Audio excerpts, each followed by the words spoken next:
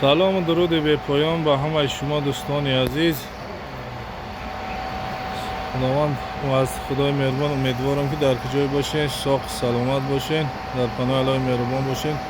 دوستای عزیز، برادرای مهربان، امروز ما یک نوار نو ای فابریکای مرغ پروری ناحیه مومن آباد پیشکش شما میگردانیم. تماشای خوب به همتون آرزومندیم. فقط دستگیری را فراموش نکنین، ویدیو را تا آخر تماشا کنین، با گپ میزنیم دربارش. عین حال ما قرار داریم در ناحیه مومن آباد دهه حنتراش فابریکای مرغ پروری.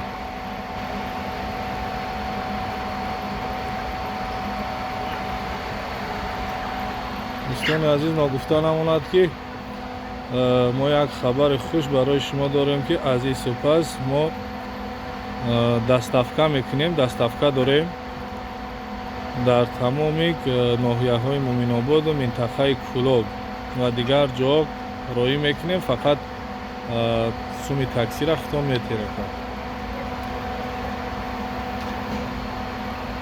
اگر شنبه بازار می شود در ناحیه مومن آباد دهه کلچشمه، کسی میداند در همجا شنبه بازار می شود. در شنبه بازار ما میبریم مرغامون.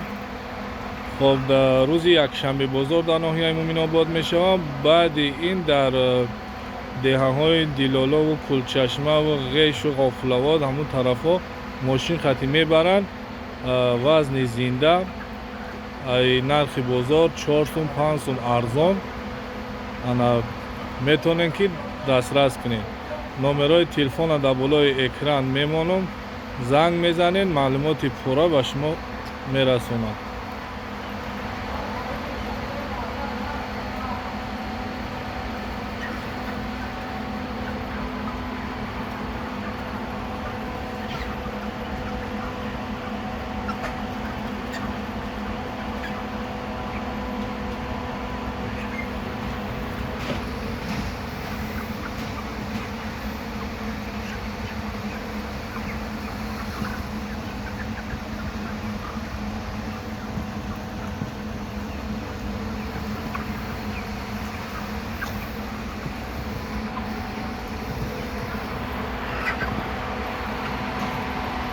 سلامت باشین دوستان عزیز، تا ویدیوهای آینده در پناه الهی مهربان باشین.